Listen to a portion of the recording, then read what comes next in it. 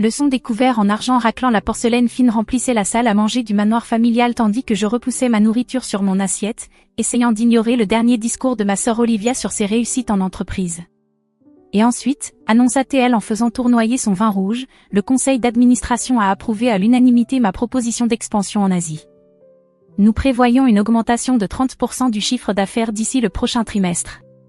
Je jetai un regard à mes parents, observant leur visage rayonner de fierté. Papa, PDG de Blake Industries, hocha la tête avec approbation tandis que maman tendit la main pour serrer celle d'Olivia. C'était notre traditionnel dîner de Noël, une célébration de l'entreprise familiale et de son étoile montante. Et toi, Sophie? Maman se tourna vers moi, son sourire s'effaçant légèrement. Tu travailles toujours sur ce, comment ça s'appelle déjà? Nexus Technologies, répondis-je en me redressant sur ma chaise. Et oui, en fait nous. Son petit start-up, m'interrompit Olivia avec un rire. 2 ans d'existence, c'est ça? Et toujours installé dans ce minuscule bureau du centre-ville? Je me mordis la langue, résistant à l'envie de la corriger. Le minuscule bureau n'était qu'une façade. Ce que ma famille ignorait, c'était que Nexus Technologies était devenue l'une des entreprises de logiciels à la croissance la plus rapide du pays. Nous opérions sous différentes sociétés écrans, notre véritable propriété dissimulée derrière des couches de structures corporatives. Quelqu'un doit bien tenter quelque chose de nouveau, dis-je prudemment. Tout le monde ne veut pas travailler pour l'entreprise familiale. Papa posa sa fourchette, son expression se durcissant. L'entreprise familiale qui t'a envoyé à Stanford? Qui a payé ton MBA? Cette même entreprise que tu as abandonnée?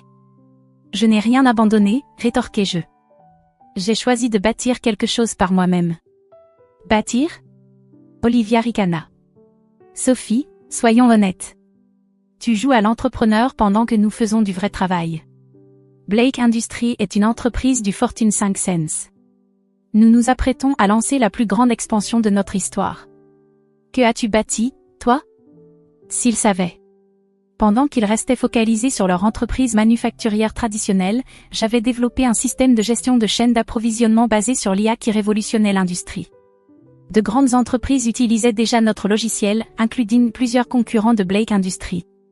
Je me débrouille bien, répondis-je simplement en sirotant mon vin. Se débrouiller n'est pas la norme Blake, ajouta maman. Regarde Olivia, plus jeune vice-présidente de l'histoire de la société, figurant dans le Forbes 30 Under 30. Nous voulons juste que tu exploites tout ton potentiel, ma chérie.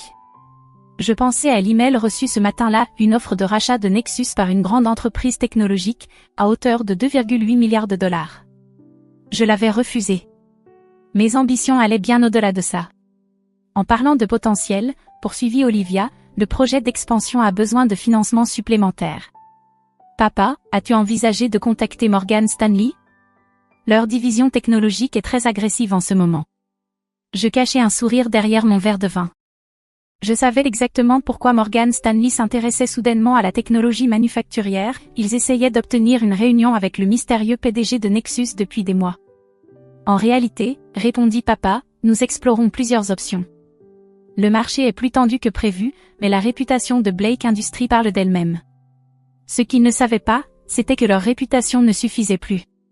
Le secteur manufacturier évoluait rapidement, et les entreprises qui n'adoptaient pas les nouvelles technologies étaient laissées derrière. J'avais consulté leurs finances, non pas en tant que fille mise de côté, mais en tant que propriétaire caché d'une part importante de leurs actions. Avez-vous envisagé le capital investissement? Demandai-je innocemment. J'ai entendu dire que Phoenix Capital recherchait des investissements dans le secteur manufacturier. Olivia leva les yeux au ciel. Épargne-nous tes conseils en affaires, Sophie. Phoenix Capital ne prend même pas de rendez-vous avec des entreprises de notre taille. Ils sont bien au-dessus de notre catégorie. Je hochai la tête d'un air pensif, sans mentionner que j'avais dîné avec le PDG de Phoenix Capital la semaine dernière. Être sous-estimé avait ses avantages. Bon, maman se leva, lissant sa robe coûteuse. Passons au salon pour le dessert. Sophie, aide-moi avec la vaisselle. Dans la cuisine, maman s'occupa des tasses de café pendant que je chargeais le lave-vaisselle, une tâche apparemment trop insignifiante pour Olivia. Ma chérie, dit-elle doucement, je sais que tu crois prouver quelque chose avec ton histoire de start-up, mais il est temps d'être réaliste. Il y aura toujours une place pour toi chez Blake Industries. Je me redressai et croisai son regard. Je suis réaliste, maman. Bien plus que tu ne le penses. Qu'est-ce que ça veut dire? Avant que je puisse répondre, mon téléphone vibra, un message de mon directeur financier. Investisseurs asiatiques confirmés. Prêt pour la phase 2. Je répondis rapidement. Feu vert. Commencez les achats demain. Du travail, demanda maman avec désapprobation. Le jour de Noël? Quelque chose comme ça, répondis-je en glissant mon téléphone dans ma poche. Le marché ne dort jamais. Dans le salon, Olivia continuait son monologue, détaillant ses plans pour l'avenir de Blake Industries.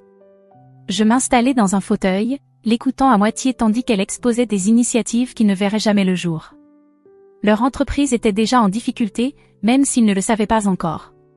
D'ici l'année prochaine, déclara-t-elle, nous aurons des bureaux à Singapour, Shanghai et le nom Blake sera mondial. À supposer que le financement soit validé, murmurai-je. Qu'est-ce que tu as dit? Demanda papa d'un ton brusque. Rien, répondis-je avec un sourire. Je réfléchissais à voix haute. Plus tard dans la nuit, depuis mon appartement en Penthouse, et non pas le petit bureau du centre-ville où ma famille croyait que je vivais, je consultais les derniers rapports de mon équipe. Nexus avait déjà acquis secrètement 43% des actions de Blake Industries via différentes filiales. L'achat prévu demain nous ferait dépasser les 51%. Mon téléphone s'illumina d'un autre message, cette fois de mon assistante. Réunion du conseil d'administration prévue pour la semaine prochaine. Tous les principaux actionnaires seront présents. Parfait, répondis-je.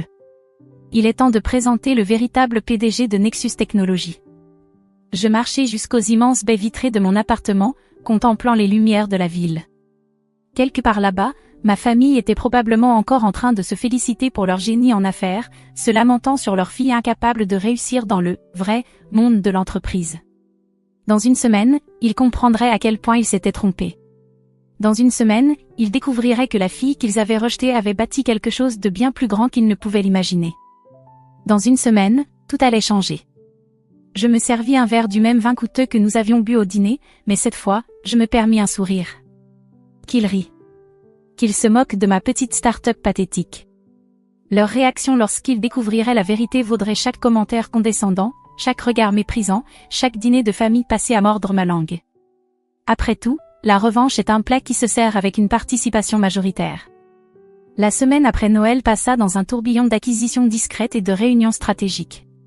Depuis mon véritable bureau, tout le dernier étage d'un gratte-ciel du centre-ville, j'observais Nexus Technologies prendre méthodiquement le contrôle de Blake Industries grâce à des achats d'actions soigneusement orchestrés. Nous avons franchi le seuil, annonça mon directeur financier, Michael, lors de notre réunion matinale. 51,3% de participation à la clôture du marché hier. Blake Industries nous appartient officiellement. J'acquiesçai, observant en direct le cours des actions sur l'écran mural.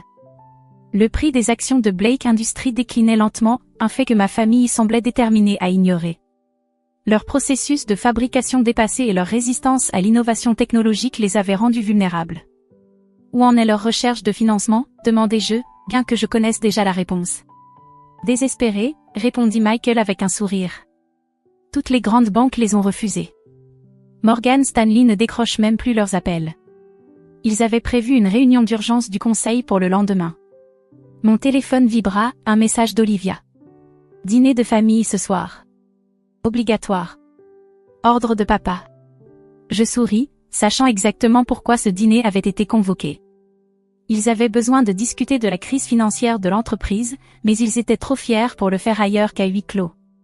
Il est temps de préparer l'acte final, dis-je à Michael. Assure-toi que toute la documentation soit prête pour la réunion du conseil demain. Ce soir-là, en arrivant au manoir de mes parents, je trouvais une atmosphère bien différente du dîner de Noël. Fini les vins de célébration et les discours arrogants sur l'expansion.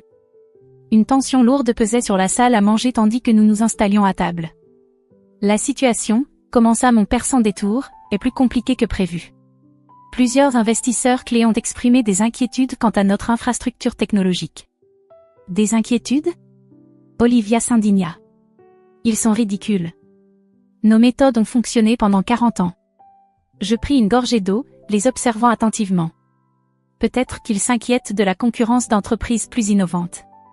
Pas toi aussi, siffla Olivia. Juste parce que tu joues avec des ordinateurs ne fait pas de toi une experte en fabrication. En réalité, dis-je en posant mon verre, je connais assez bien la fabrication moderne. Par exemple, saviez-vous que la gestion automatisée de la chaîne d'approvisionnement peut réduire les coûts opérationnels jusqu'à 40%? C'est exactement ce dont nous n'avons pas besoin, coupa mon père. Encore des discours sur la technologie. Nous avons besoin de solutions sérieuses. Comme quoi, demandai-je innocemment. Avez-vous envisagé de vendre des actions pour lever des fonds? Le bruit de la fourchette de ma mère tombant sur son assiette brisa le silence. Vendre des actions? C'est une entreprise familiale. Vraiment? Je sortis ma tablette. Parce que selon les registres publics, la répartition de l'actionnariat a considérablement changé ces derniers mois. Olivia se pencha en avant, le visage rouge. De quoi tu parles? Divers groupes d'investissement ont discrètement acquis des actions de Blake Industries. À ce jour, la famille Blake ne contrôle plus que 30% de l'entreprise. Mon père se leva si brusquement que sa chaise bascula en arrière. C'est impossible. Je saurais si quelqu'un nous rachetait. Vraiment? Demandai-je calmement. Quand avez-vous consulté le registre des actionnaires pour la dernière fois? Ou êtes-vous trop occupé à rejeter l'innovation technologique comme une lubie inutile? Comment sais-tu tout ça? Demanda Olivia, méfiante. Je souris. Parce que j'ai observé très attentivement. La réunion du conseil de demain devrait être intéressante. Tu ne fais même pas partie du conseil d'administration, objecta maman. Non. Mais le PDG de Nexus Technologies, lui, en fait partie. En tant qu'actionnaire majoritaire, nous avons droit à un siège. Le silence qui suivit fut assourdissant. Trois paires d'yeux fixèrent les miens alors que la réalité les frappait enfin. Nexus Technologies, murmura mon père. C'est ta petite start-up. Plus si petite, répondis-je. Nous sommes valorisés à 4,2 milliards de dollars selon le dernier trimestre.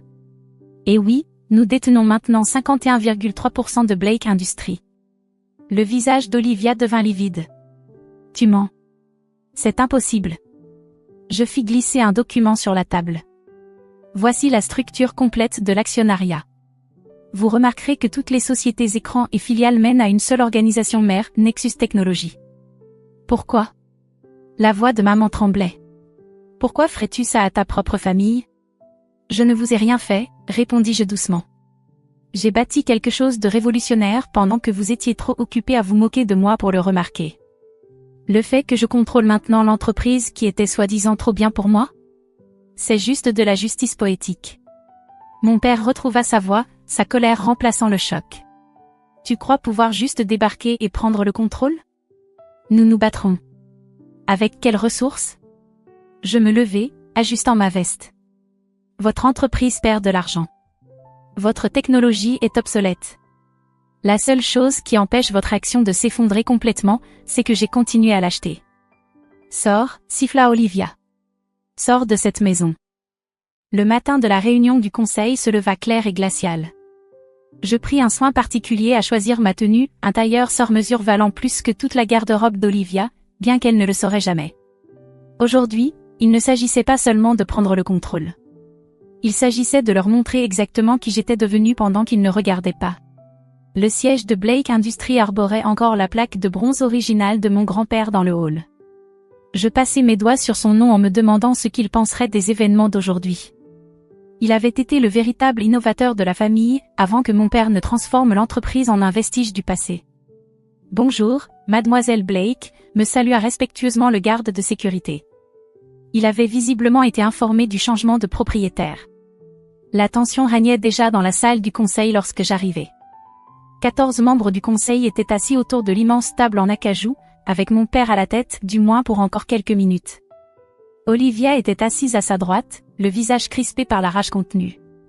Ma mère avait apparemment décidé d'assister à la réunion, bien qu'elle n'ait aucun rôle officiel.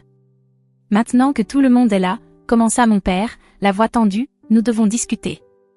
En fait, l'interrompis-je en prenant place en face de lui, en tant qu'actionnaire majoritaire, c'est moi qui vais diriger cette réunion.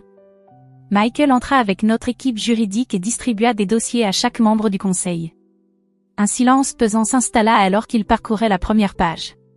C'est scandaleux, explosa enfin Olivia. Tu ne peux pas juste débarquer ici et...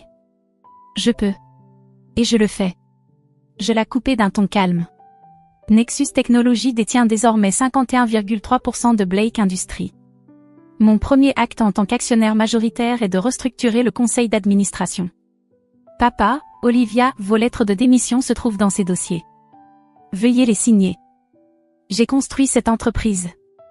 Mon père frappa du poing sur la table. Non, le corrigeai-je. Grand-père a construit cette entreprise. Tu l'as héritée et tu as refusé de la faire évoluer.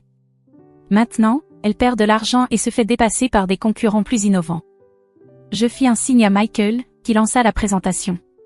Des graphiques apparurent sur les écrans de la salle, illustrant la chute de Blake Industries face aux tendances du marché ces 5 dernières années. Vos marges bénéficiaires ont chuté de 40%.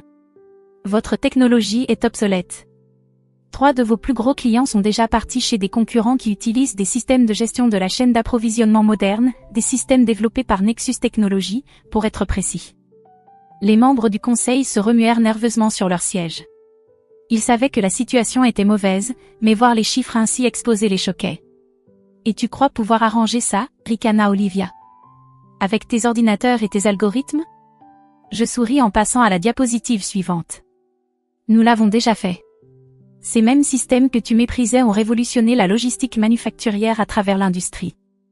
Les entreprises utilisant notre plateforme constatent une augmentation moyenne de 60% de leur efficacité, c'est pourquoi la valeur de notre start-up a dépassé celle de Blake Industries de plusieurs milliards de dollars.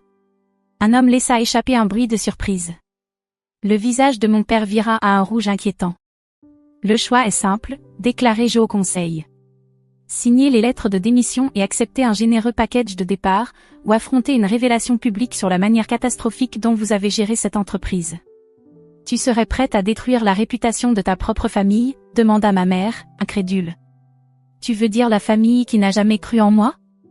Qui a ignoré chacune de mes réussites sous prétexte qu'elles ne correspondaient pas à votre définition du succès? Je me levai, captant tous les regards. Je ne détruis rien. Je sauve cette entreprise de votre leadership dépassé. Les membres du conseil signaient déjà les documents, impatients de se ranger du côté du nouveau pouvoir en place. Ce n'étaient que des hommes d'affaires, après tout, ils savaient dans quelle direction soufflait le vent. Mon père fixa sa lettre de démission un long moment avant de finalement prendre son stylo. Je n'aurais jamais cru que ma propre fille me trahirait ainsi. C'est drôle, rétorquai-je. Je n'aurais jamais cru que mon père serait trop fier pour voir l'avenir de son propre secteur. On dirait qu'on avait tous les deux des œillères.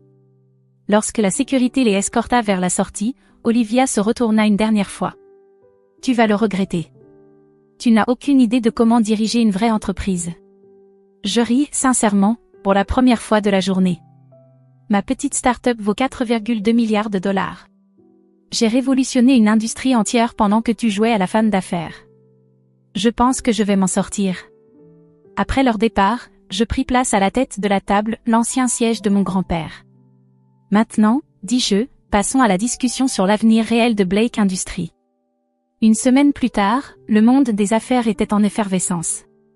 Sophie Blake, la milliardaire cachée, révèle son empire secret, la PDG de Nexus Technologies prend le contrôle de l'entreprise familiale.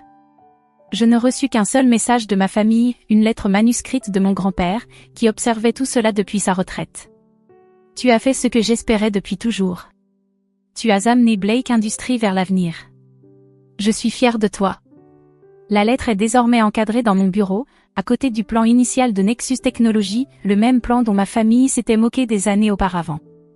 Chaque matin, je les regarde et me souviens, le succès ne ressemble pas toujours à ce que les autres attendent de lui. 3 mois plus tard, l'action de Blake Industries avait doublé. Notre plateforme technologique intégrée révolutionnait le secteur de la fabrication, exactement comme je l'avais prédit. Les membres du conseil, si prompts à changer de camp, se bousculaient désormais pour saluer ma vision. Bien sûr, mon père et Olivia ont fini par essayer de se réconcilier une fois que le succès de l'entreprise était devenu impossible à ignorer. J'ai reçu des excuses élaborées, des explications sur le fait qu'ils avaient toujours voulu ce qu'il y avait de mieux pour moi, des invitations à des dîners en famille où ils promettaient que tout serait différent. Je les ai toutes déclinées. À la place, j'ai envoyé une réponse simple. Le temps des dîners en famille est révolu. Si vous souhaitez fixer un rendez-vous, veuillez contacter mon bureau. Nous pourrons discuter de vos futurs rôles dans l'entreprise, en commençant bien sûr au niveau débutant. Tout le monde doit apprendre les bases de la fabrication moderne. Ils ne répondirent jamais. Aujourd'hui, 1 an plus tard, il m'arrive de passer en voiture devant notre ancien manoir familial, me remémorant tous ces dîners où il méprisait ma petite start-up. La maison me semble plus petite à présent, moins imposante. Ou peut-être est-ce simplement mon regard qui a changé, celui de quelqu'un qui a bâti quelque chose de bien plus grand que tout ce qu'ils auraient pu imaginer. La semaine dernière, une jeune stagiaire m'a demandé pourquoi j'avais gardé mon entreprise secrète si longtemps. Pourquoi j'avais laissé ma famille me sous-estimer jusqu'à ce que je puisse prendre le contrôle. Parfois, lui ai-je répondu, être sous-estimé est le plus grand avantage que l'on puisse avoir. Les gens révèlent leur véritable nature quand ils pensent que vous êtes insignifiant.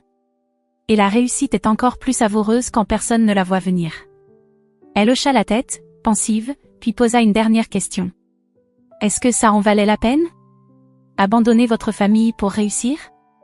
Je regardais par la fenêtre de mon bureau, contemplant la ville en contrebas, l'empire que j'avais bâti pendant qu'ils étaient trop occupés à se moquer de moi pour s'en apercevoir. Je n'ai rien abandonné, répondis-je. Ce sont eux qui m'ont abandonné depuis longtemps.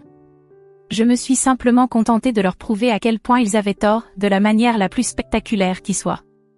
Et cela, en vérité, valait bien plus que n'importe quel dîner de famille.